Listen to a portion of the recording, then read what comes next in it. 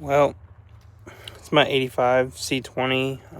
I ended up replacing the turn signal switch, which now it works beautifully. Same with brights. My old one was pretty messed up. Turn signals don't work. And this thing was like flopping all over the place, so got it fixed. Putting it all back together now. So hopefully this will fix it and get these turn signals working.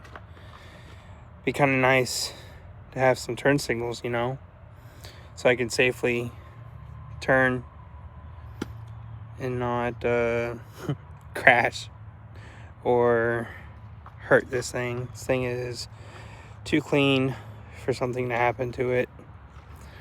So, but hopefully get these turn signals working just right. So